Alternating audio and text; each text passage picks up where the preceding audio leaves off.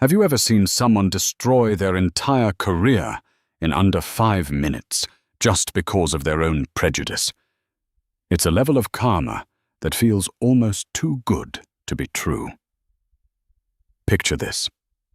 A first-class cabin, a young black girl minding her own business, and a flight attendant who decided that this passenger didn't look the part. The attendant called the police. She screamed. She humiliated a teenager in front of a full flight.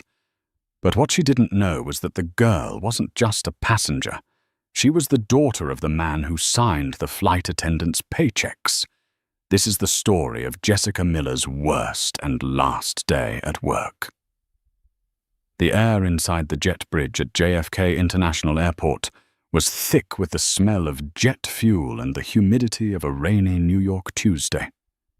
For most people, boarding a flight to London was a routine mix of stress and anticipation. But for Jessica Miller, senior flight attendant for Meridian Airways today, was just another headache in a skirt suit. Jessica adjusted her silk scarf, checking her reflection in the glass of the boarding door. She was 34, impeccably groomed, and possessed a smile that didn't quite reach her eyes, a smile she reserved for high-value customers. She prided herself on maintaining the sanctity of the first-class cabin. In her mind, the front of the plane was a country club, and she was the gatekeeper. Boarding groups 1 and 2, please have your passes ready. The gate agent's voice crackled over the PA system. Jessica stood at the entrance of the aircraft, greeting the elite passengers. A banker in a charcoal suit nodded at her. A famous Broadway actress gave a tired wave. Jessica beamed at them. "Welcome aboard, Mr. Henderson. Lovely to see you again, Ms. Albright." Then the flow of suits and designer handbags was interrupted. Walking down the jet bridge was a girl who looked no older than 19. She was wearing an oversized grey hoodie that swallowed her frame, black leggings and battered Converse sneakers. Her hair was pulled back in messy box braids, and huge noise-cancelling headphones rested around her neck. She held a boarding pass loosely in one hand and was scrolling through her phone with the other. Jessica's smile instantly evaporated. Her eyes narrowed, scanning the girl Diana Reynolds from head to toe. To Jessica, Diana looked like she belonged in the back row of a Greyhound bus, not stepping onto the plush carpet of a Meridian 787 Dreamliner. As Diana stepped onto the plane, she offered a small, polite nod. "Hi, good morning." Jessica didn't move out of the doorway. She planted her heels firmly, blocking the path to the left, the path to first class. "Economy is to your right, honey," Jessica said, her voice dripping with a sickly sweet condescension. She pointed a manicured finger toward the long aisle leading to the back of the plane. "Row 30 and back. You're holding up the line." Diana paused, looking confused. She pulled her headphones down fully. "Oh, sorry, I think I'm in seat 1A. Jessica let out a sharp, incredulous laugh. It was loud enough that Mr. Henderson, the banker, already settled in. Seat 2A, looked up over his Wall Street Journal. 1A, Jessica repeated loud enough for the boarding passengers behind Diana to hear. "Sweetheart, 1A is a first-class suite. It costs $12,000 for this leg. Now please stop playing games and head to your assigned seat in the back. We have a schedule to keep." Diana frowned, her demeanor shifting from casual to slightly annoyed. She held up her phone, which displayed the digital boarding pass. "I'm not playing games. My name is Diana Reynolds. Seat 1A. Look." She tried to show the screen to Jessica. Jessica didn't even look at the screen. She swatted the air, brushing Diana's hand away, as if the phone were contaminated. "I don't need to look at a Photoshop job, miss. I've been flying for 10 years. I know who belongs in this cabin and who doesn't. We have a strict dress code and conduct policy in first class." "There is no dress code for paying passengers," Diana said, her voice steady but tightening. "And I'm not moving. You're blocking my seat." The line behind them was growing. A man in a blue polo shirt behind Diana sighed loudly. "Come on, let's go." "Some of us have connections to make." Jessica used the passenger's irritation as fuel. She stepped closer to Diana, invading her personal space. "You hear that? You are disturbing the peace. This is your last warning. Go to economy. Find an empty seat if you have a ticket, which I doubt, or I will have you escorted off this plane." Diana took a deep breath. She was young, but she held herself with a composure that contradicted her casual clothes. "I'm asking you one last time to scan my pass. If you scan it, it will beep green, and we can both move on." "I am not scanning a fake pass." Jessica snapped her professional mask, slipping completely. "You people always think you can scam your way into luxury. Not on my flight. Not today." The phrase "you people" hung heavy in the recycled air. The cabin went silent. Mr. Henderson lowered his newspaper completely. A woman in row 3 whispered to her husband. Diana's eyes hardened. "Okay," Diana said quietly. "You don't want to scan it?" "Fine."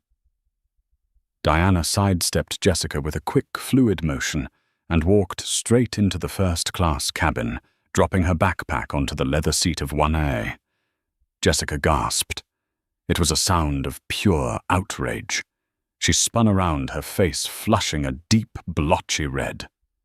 "Excuse me. You cannot just get up. Get up right now." Jessica stormed over to seat 1A, grabbing the strap of Diana's backpack. "I'm calling the captain." "No, I'm calling the police. You are trespassing on a federal aircraft." Diana sat down, buckled her seatbelt, and looked Jessica dead in the eye. "Call them." The tension in the first-class cabin was so tight, it felt like a pressurized canister waiting to explode. The ambient boarding music, a soft jazz instrumental, seemed mockingly calm against the chaos unfolding in row 1. Jessica Miller was trembling, not with fear, but with the adrenaline of a power trip gone wrong. She marched to the flight deck interphone, snatching the receiver off the wall. She glared at Diana Reynolds, who had calmly taken out a tablet and was tapping away at the screen, seemingly unbothered by the woman threatening her freedom. "Captain," Jessica hissed into the phone, though she was speaking loud enough for the passengers to hear. "We have a security breach in first class. An unruly passenger. She refused instructions, physically pushed past me, and is squatting into seat 1A. She's aggressive. I need law enforcement immediately." She hung up and turned back to the cabin, smoothing her skirt. "The police are on their way," she announced to the room, casting a sympathetic look at the other wealthy passengers. "I apologize for this riff-raff. We will have her removed shortly, so we can enjoy our flight to London." Mr. Henderson, the banker in 2A, cleared his throat.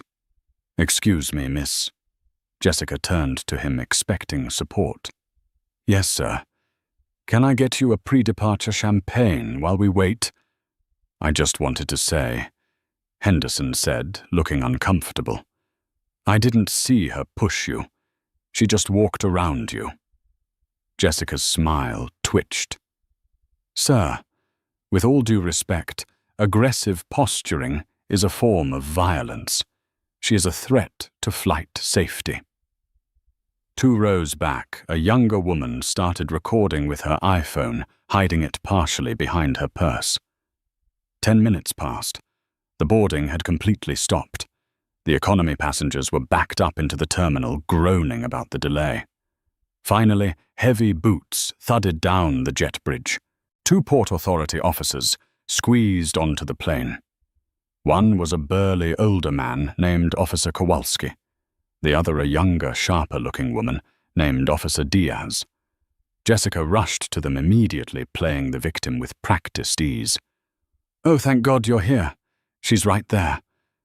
She pointed an accusing finger at Diana, who was still seated looking at a spreadsheet on her iPad. "She assaulted me," Jessica lied effortlessly. "She stormed the cabin, refused to show a ticket, and threw her bag at me.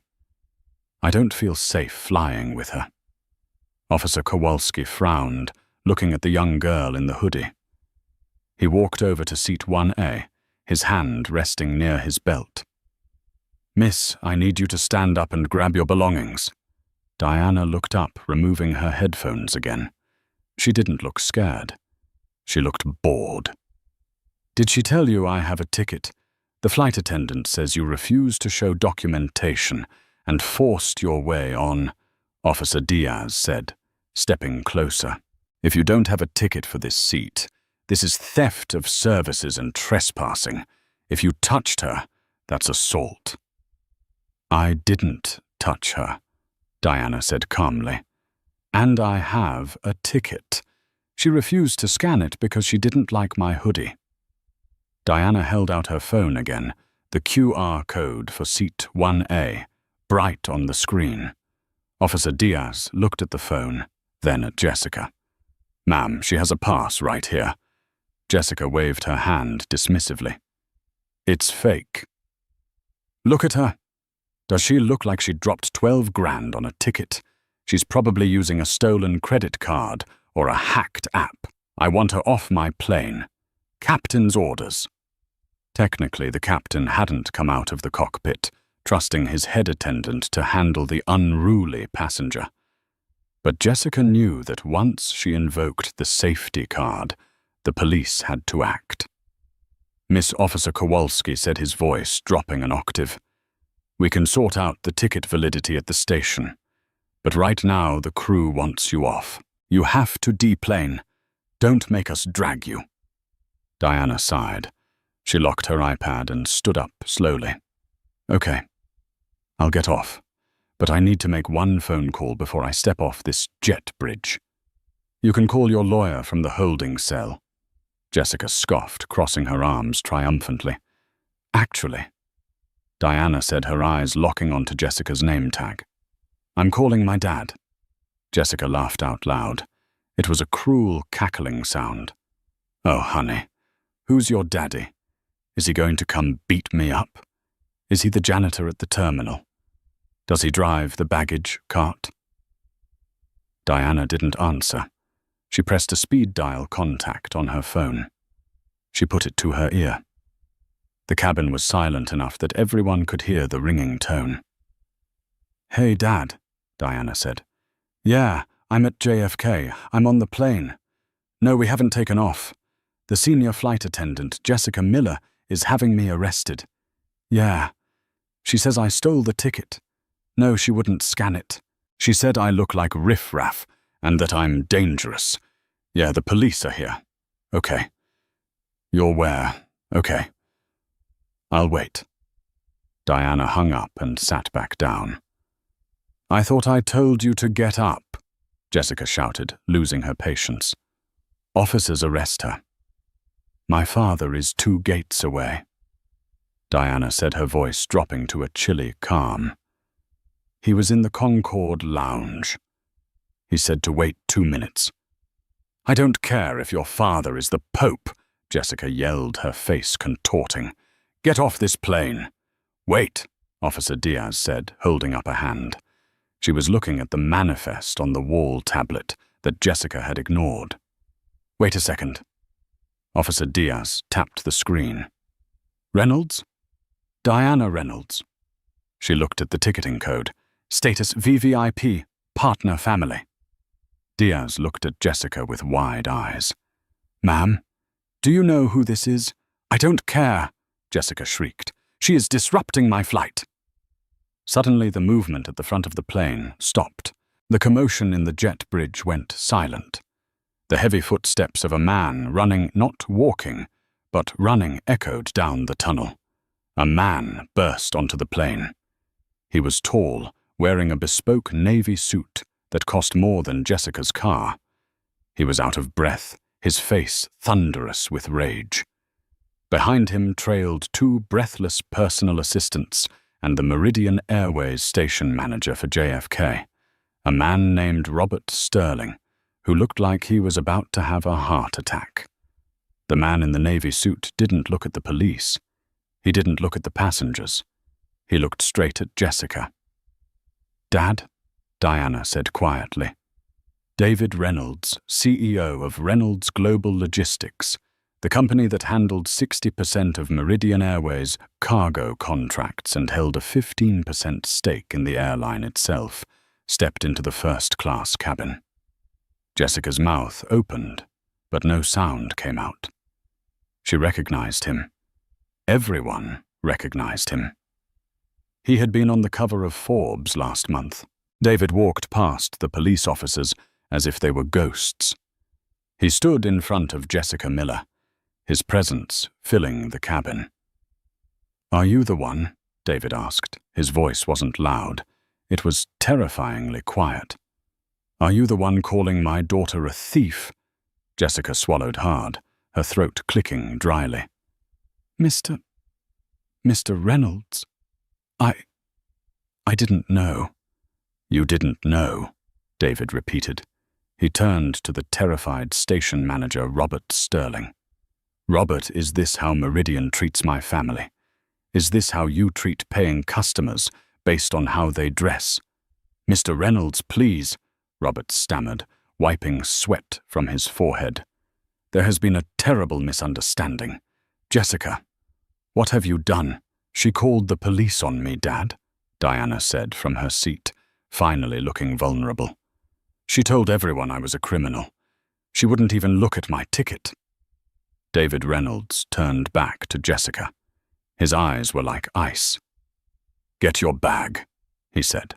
Jessica blinked, tears of panic starting to well up. "Sir." "Get your bag," David enunciated slowly. "You are not working this flight. In fact, Robert, I want her badge. Right now." The silence in the cabin was deafening. The twist had landed, and the karma was about to be served cold. The first-class cabin of the Dreamliner was usually a place of quiet luxury, smelling of leather and expensive perfume. Now it smelled of fear, specifically Jessica Miller's fear. David Reynolds stood in the aisle, a titan in a navy suit, blocking out the overhead lights. He didn't scream. He didn't throw a tantrum. He simply waited, his hand extended, palm open. "Your badge, Miss Miller," David repeated. His voice was dangerously level, a low rumble that vibrated through the floorboards. Jessica looked around the cabin, desperate for an ally. She looked at Officer Kowalski, but the burly policeman had stepped back, hooking his thumbs into his belt. He knew better than to interfere in a corporate execution. She looked at the passengers. Mr. Henderson, the banker, was studiously examining his cuticles. The Broadway actress was watching with wide, unblinking eyes. Finally, Jessica looked at Robert Sterling, the station manager. He was her direct superior's boss. He was the man who approved her holiday bonuses. "Robert," she pleaded, her voice cracking into a high, thin whine. "You can't do this. I've been with Meridian for 10 years. I have a clean record. This is just a misunderstanding. The girl Diana, she wasn't cooperating. I was just doing my job." Robert Sterling wiped a bead of sweat from his upper lip.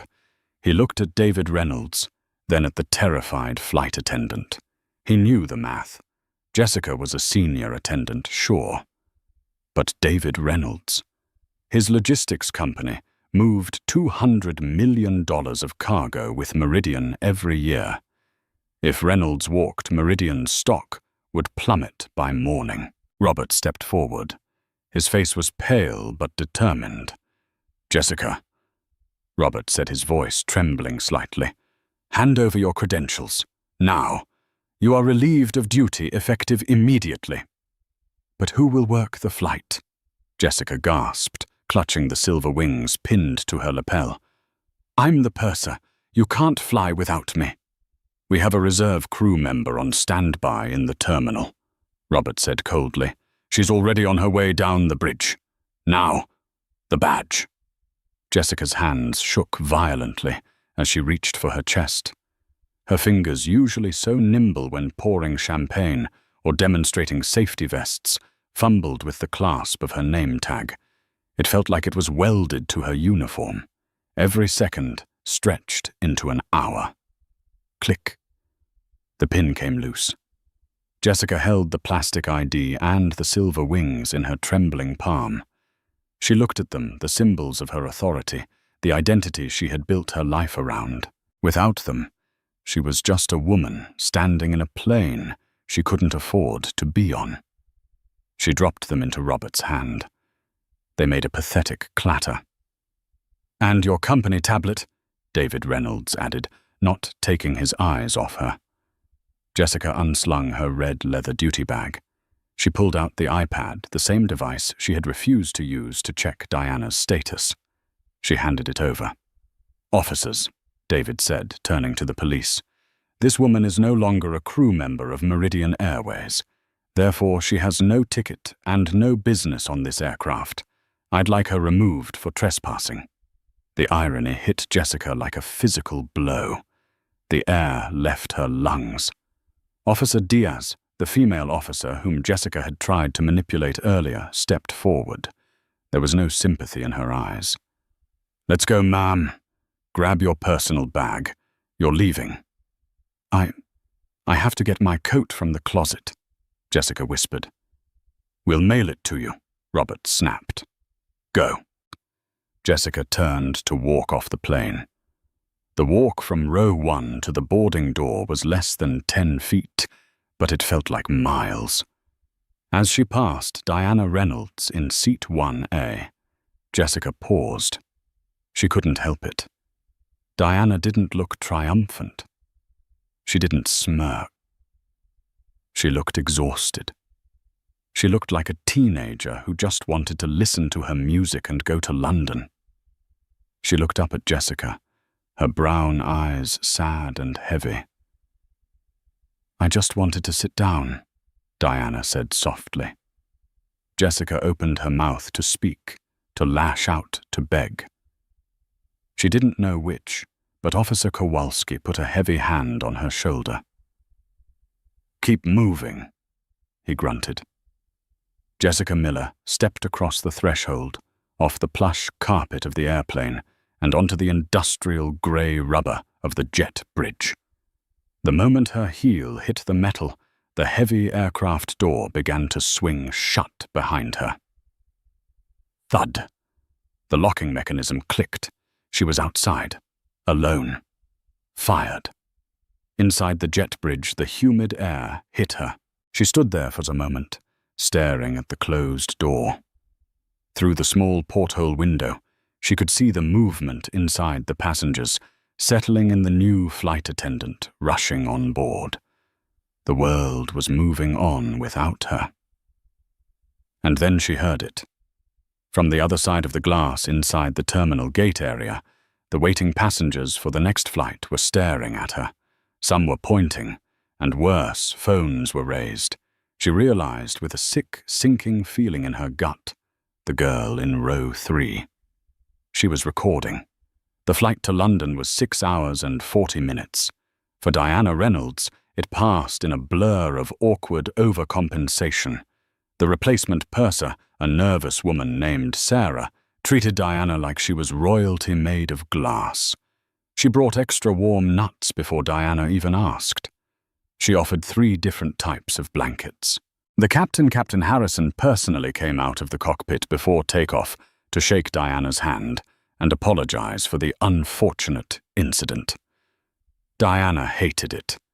She hated the attention almost as much as she hated the discrimination. She just put her noise-cancelling headphones back on, pulled her hoodie up, and stared out the window at the Atlantic Ocean, wishing she could disappear. Her father, David, sat in seat 1E across the aisle. He spent the first hour of the flight on the plane's Wi-Fi, typing furiously on his laptop. Diana knew that look. He wasn't just working. He was going to war. Meanwhile, on the ground in New York, Jessica Miller's life was dismantling itself at the speed of fiber optics. Jessica had been escorted out of the secure area by the police. They stripped her of her airport security pass at the exit. She had to take the public air train to the employee lot to get her car. She sat in her Honda Civic, her hands gripping the steering wheel, shaking uncontrollably. Ideally, she should have gone home, poured a glass of wine, and stayed off the internet. But human nature is self-destructive. She opened TikTok. She didn't even have to search. It was already trending under the hashtag #Meridian Airways. The video had been uploaded by a user named @TravelWithTess. It had been live for only 90 minutes. It already had 2.4 million views. Jessica pressed play.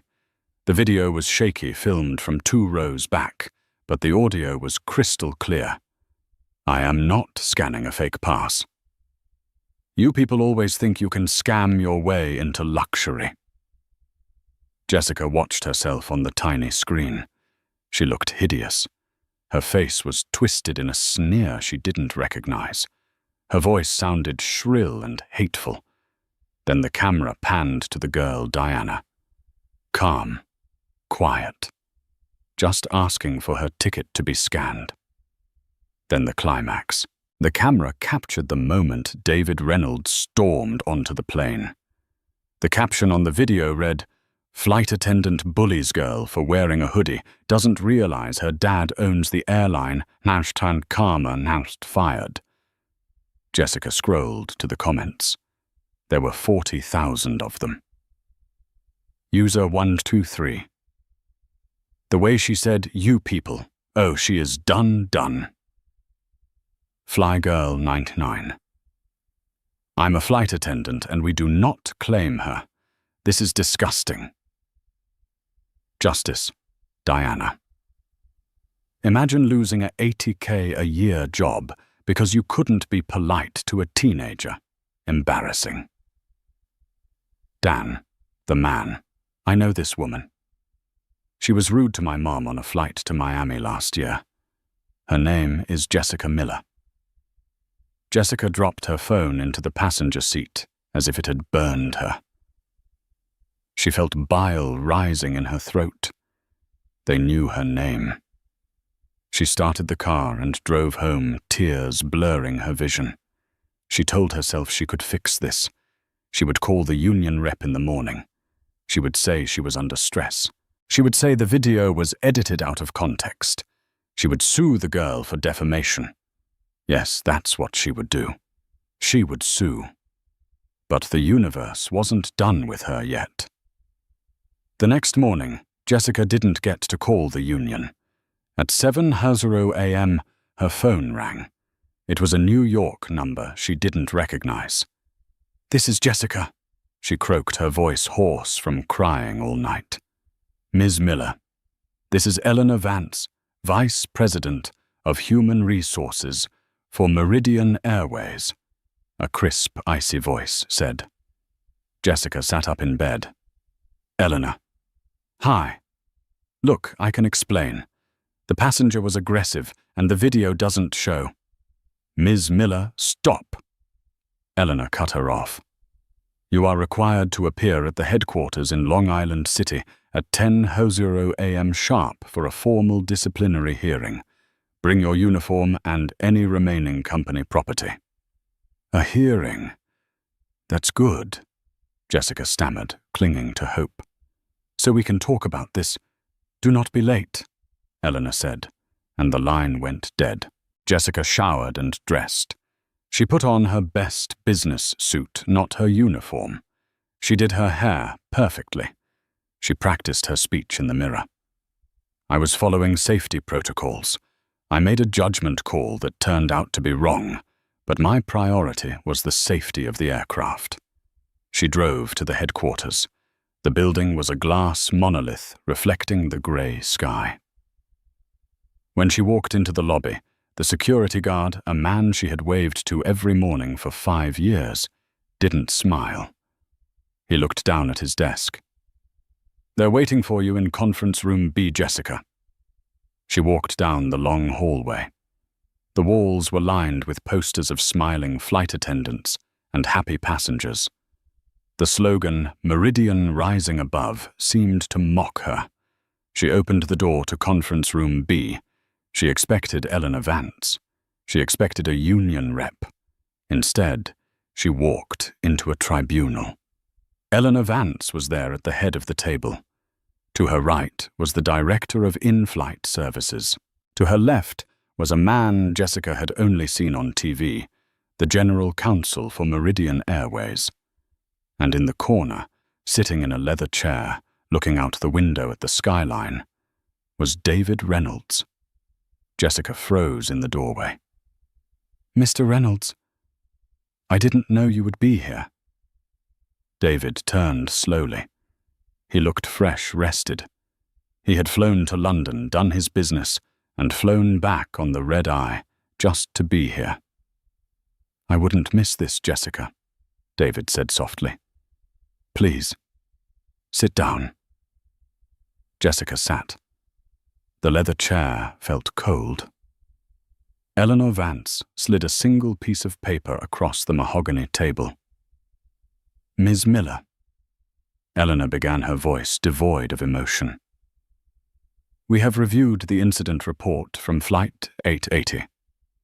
We have reviewed the statements from the airport police, the station manager, and 7 witness statements from passengers in the first-class cabin. And of course, we have reviewed the video footage, which currently has 12 million views." "It was taken out of context," Jessica blurted out. "The girl, Diana, she was wearing a hoodie. She looked suspicious. I was just trying to protect the first-class cabin." "Suspicious?" David Reynolds spoke up. He leaned forward. "What is suspicious about a hoodie?" "Jessica, is it the fabric or is it the person wearing it?" Jessica stammered. I just meant she didn't fit the profile." "The profile," David repeated, tasting the word like poison. "You profiled my daughter. You assumed that because she is black and young, she could not possibly afford a seat on your plane. You didn't check her ticket. You didn't ask her name. You threatened her with arrest." "I was stressed," Jessica cried. "We've been short-staffed." "This isn't about stress," the general counsel interjected smoothly. He tapped the paper on the table. "This is a termination notice, effective immediately, for gross misconduct, discriminatory behavior, and violation of the Meridian Airways Code of Ethics." "You can't just fire me." Jessica stood up, her face flushing red. "I have rights. The union has already reviewed the footage," Eleanor Vance said quietly. "They are not contesting the termination. They have withdrawn their support." Jessica felt the room spinning. No union. That was impossible. The union defended everyone, even the drunks. Furthermore, the general counsel continued, "Meridian Airways is stripping you of your flight benefits. You are permanently banned from flying with Meridian or any of our partner airlines.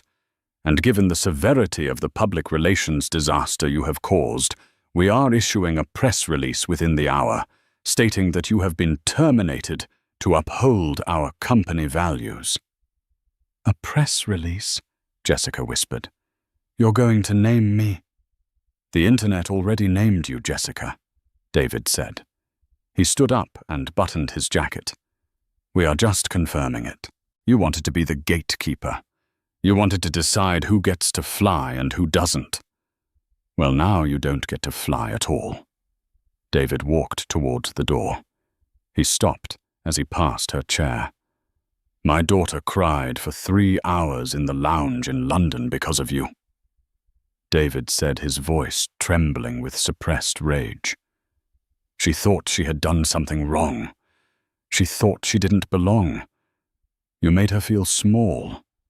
So now I'm making sure the world knows exactly how small you are." He walked out. Eleanor Vance pointed to the paper. "Sign it, Jessica, and then get out." Jessica looked at the paper. Termination for cause. She signed it. Her signature was a jagged scrawl. She walked out of the headquarters into the bright, blinding sunlight of Queens. She took her phone out of her pocket. She had hundreds of notifications. She opened LinkedIn. She was going to try to delete her profile, but she saw a notification at the top. It was a new post from the official Meridian Airways page. Meridian Airways has zero tolerance for discrimination. We can confirm that the employee involved in the incident on Flight 880 has been terminated effective immediately. We stand with the Reynolds family and all our passengers. Under the post, there were comments cheering. Jessica Miller realized then that the karma wasn't just hitting her, it was burying her. But she still had one card left to play, or so she thought. She wiped her eyes. If she couldn't work, she would sue. She would turn herself into the victim. She would go on talk shows. She would spin this. She dialed the number of a high-profile injury lawyer she had seen on billboards. "Hello," she said into the phone, trying to sound confident. "I've been wrongfully terminated. I want to sue a billionaire." On the other end of the line, the receptionist paused. Is this the flight attendant from the video?" "Yes," Jessica said. "One moment." The line clicked. Then a dial tone. They had hung up on her. Jessica stood on the sidewalk, the busy city rushing past her, realizing that for the first time in her life, she was completely and utterly grounded. 3 weeks had passed since the incident on the Dreamliner. For most of the world, the news cycle had moved on. But for Jessica Miller, time had stopped. Her apartment in Queens, once a sanctuary of scented candles and order, was now a bunker. The blinds were drawn tight. Takeout boxes piled up on the counter. She hadn't left the building in days, terrified that a neighbor would recognize her as the Airport Karen, a moniker the internet had affectionately bestowed upon her. Her bank account was bleeding, without her salary and with her severance package denied due to gross misconduct. The walls were closing in. But Jessica wasn't grieving. She was seething. She paced her living room, clutching her phone. She had convinced herself of a new narrative. She was the victim. She was the martyr of a corporate machine that cared more about woke politics and a billionaire's feelings than the safety of its crew. "They threw me to the wolves," she muttered to the empty room. "I need to tell my story." She found her outlet not in a courtroom, but on a live stream. She had been contacted by Barry Stone, a controversial shock jock podcaster known for hosting cancelled individuals. He promised her a platform to clear her name and expose the elite. Against the advice of her mother, the only person still talking to her, Jessica agreed to the interview. The studio was in a basement in New Jersey. It smelled of stale coffee and ego. Barry Stone, a man with a red face and a loud tie, leaned into his microphone. "We're live," Stone grunted. "Today we have Jessica Miller, the flight attendant who lost everything because she dared to ask for a ticket. Jessica, tell us what really happened in that cabin." Jessica leaned into the mic. She had rehearsed this. She put on her best, sympathetic flight attendant voice. "Barry, it was terrifying." She lied, her voice quavering slightly. "This passenger, she was erratic. She was aggressive. You have to understand, we are trained to spot threats. She refused to make eye contact. She was hiding her face. When I asked for her pass, she lunged at me. The video was edited. They cut out the part where she threatened me." "And the father," Stone prodded. "The billionaire, he bought my silence." Jessica said, gaining confidence. He used his money to bully the airline. I'm a single woman working hard, and this billionaire comes in and snaps his fingers and I'm on the street. It's class warfare, Barry. For a moment she felt triumphant. The live comments on the side of the screen were scrolling fast. Some were supportive. Stand your ground, Jessica corporate tyranny. But then the tide turned. Barry Stone looked at his producer, who was waving frantically from the control booth. Jessica, we have a caller on the line. They say they were on the flight. Jessica froze. A caller? Put 'em through, Stone said, sensing drama. A voice crackled over the speakers. It was crisp, articulate, and undeniably British. Hello, the voice said. My name is Julian Thorne.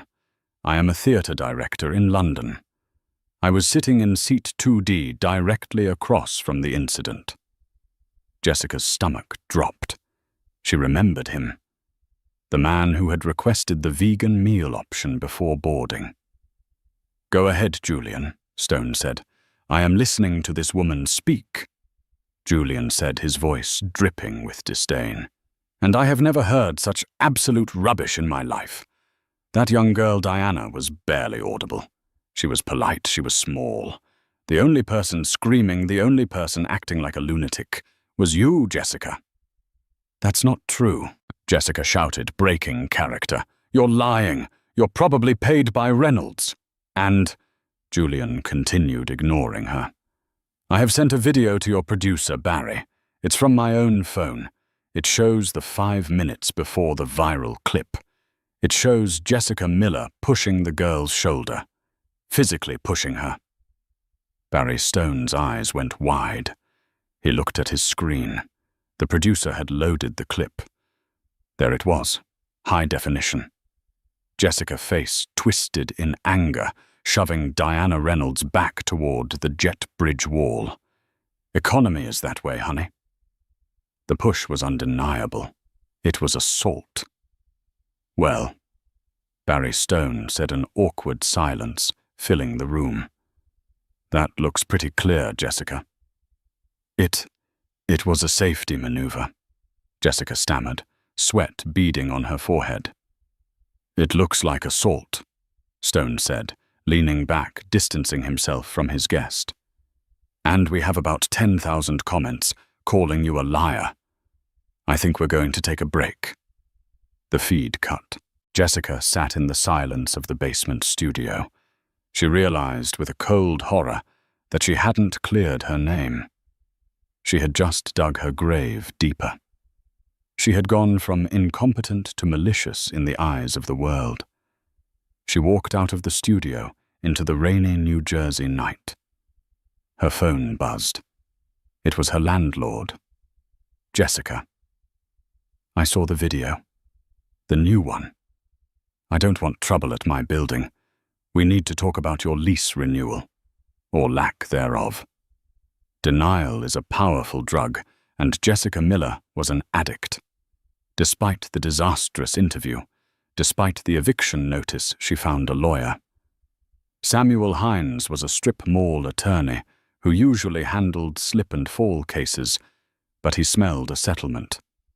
He convinced Jessica that Meridian Airways would pay her to go away just to stop the bad press. They filed a wrongful termination suit claiming emotional distress and defamation. They demanded $5 million. Meridian Airways didn't offer a settlement. They offered a court date. 6 months later, Jessica sat in a glass-walled conference room in Manhattan. It was the law offices of Graves and Sterling, the most expensive corporate defense firm in the city. Across the table sat Jonathan Graves, a man who looked like he was carved out of granite. He was David Reynolds' personal attorney, and he had taken over the defense for the airline. There was no judge here yet. This was a deposition, a pre-trial questioning under oath. Jessica sat next to her lawyer, Samuel Hines, who looked cheap and nervous in his ill-fitting suit. Ms. Miller, Jonathan Graves began. He didn't even look up from his file. You are claiming that your termination was unjust and that you were not discriminatory. Is that correct?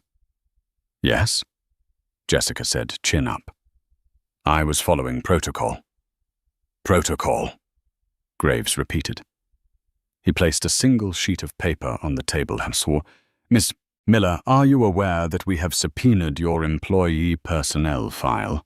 I have a clean record, Jessica scoffed. Ask anyone. A clean public record, Graves corrected. But internal complaints are a different matter. Tell me, do you remember a passenger named Elijah Vance from a flight to Atlanta in 2019? Jessica blinked. The name sounded vaguely familiar. Mr. Vance filed a complaint, stating that you refused to hang up his suit jacket in the first-class closet, claiming it was full, despite him seeing you hang up a white passenger's coat 2 minutes later. Do you recall this? The closet was full, Jessica snapped. I can't remember every coat. Do you remember Dr. Sarah Okonjo, a neurosurgeon flying to Zurich in 2021? Graves continued flipping a page. She complained that when she responded to a call for a doctor on board, you told her to sit down and ask to see her medical license, but you didn't ask the white male paramedic who stood up 3 rows back. Jessica's mouth went dry. I was verifying credentials. That is standard safety. It seems your safety standards only apply to people of a certain complexion. Graves said, his voice dropping to a terrifyingly low volume. He opened a laptop on the table. But this is the one that interests me the most. He turned the screen toward her. It wasn't a video. It was a chat log. This is a screenshot from a private WhatsApp group chat between you and several other flight attendants. It is dated the morning of the incident with Ms. Reynolds. Jessica felt the blood drain from her face.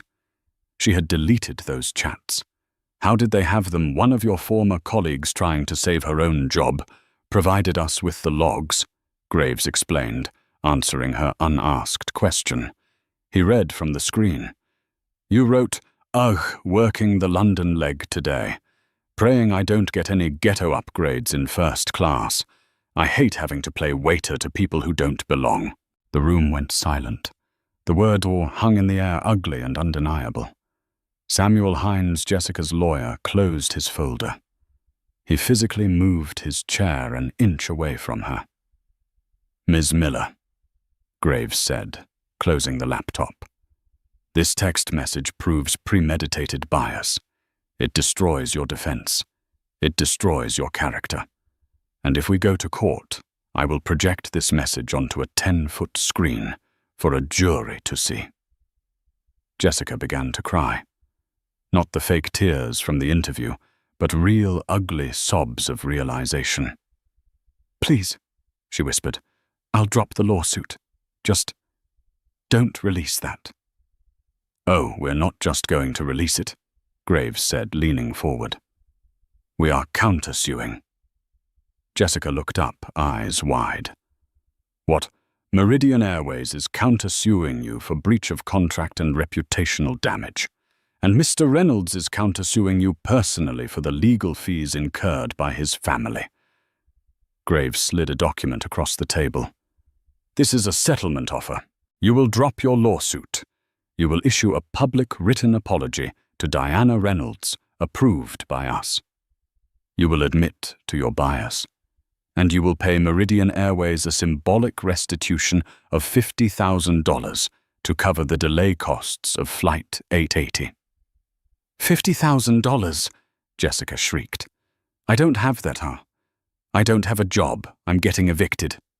Then I suggest you sell your car, Graves said coldly, or perhaps ask your mother for a loan. But if you don't sign this today, we go to trial, and when we win, the judgment will be in the millions. You will be garnished for the rest of your life. Jessica looked at Samuel Hines. He wouldn't meet her eyes. Sign it, Jessica, he muttered. I can't win this. With a shaking hand, Jessica Miller picked up the pen. She signed away her pride. She signed away her future. She signed the admission that she was exactly what the world said she was. As she left the glass office, stepping out onto the busy Manhattan street, she looked up at the sky. A plane was soaring overhead, climbing through the clouds toward London. She would never be on it. She would never be on any of them. She was grounded permanently by the weight of her own prejudice. It had been exactly 1 year since the incident on Flight 880. The world had moved on. The internet outrage had faded, replaced by the next scandal, the next viral villain. But for Jessica Miller, the consequences were etched into every single day of her new life. She wasn't flying to London or Paris anymore. She wasn't sipping champagne in the galley or looking down her nose at passengers in 1A. Jessica was standing under the harsh fluorescent lights of a discount clothing warehouse in New Jersey, tagging clearance items. Her feet, once used to heels, now ached in sensible generic sneakers.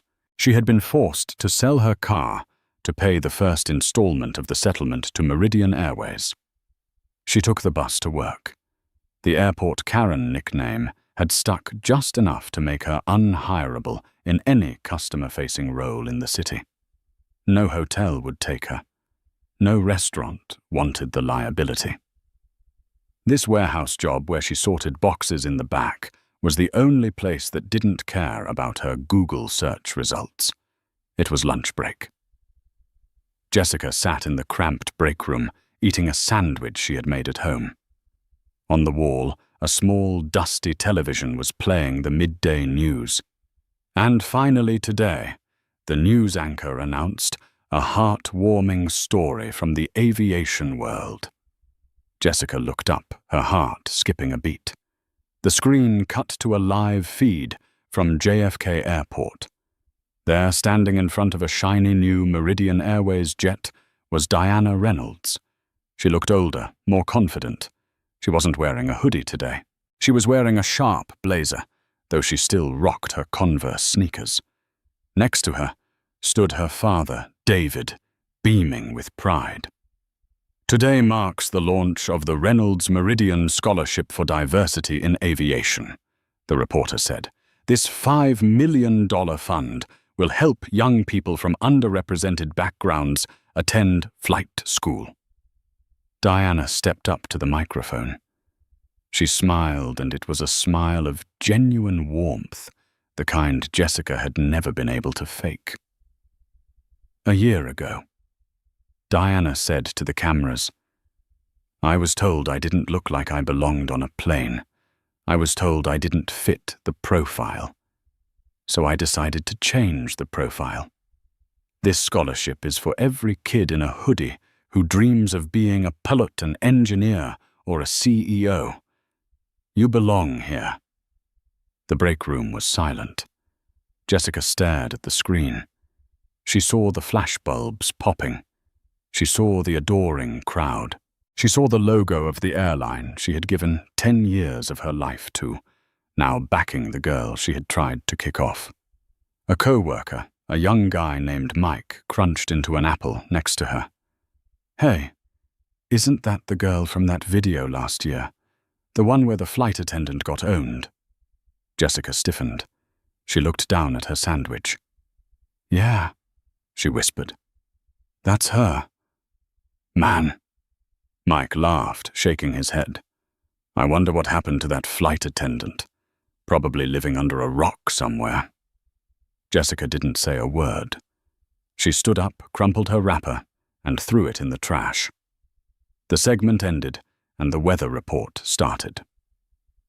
She walked back out to the warehouse floor to fold cheap grey hoodies for minimum wage grounded forever, while Diana Reynolds took to the sky.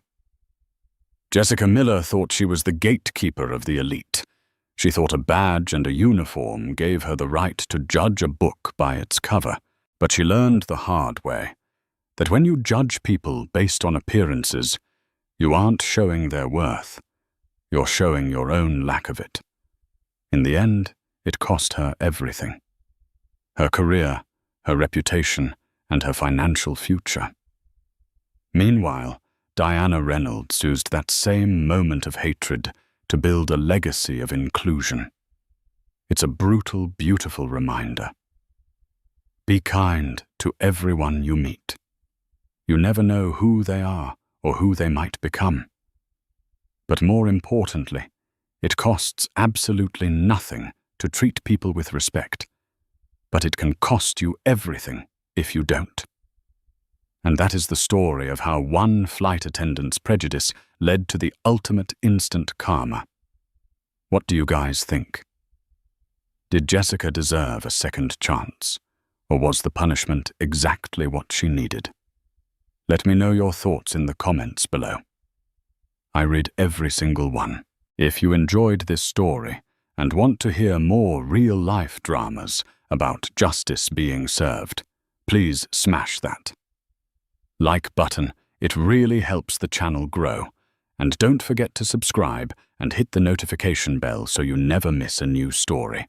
Thanks for watching, and I'll see you in the next video.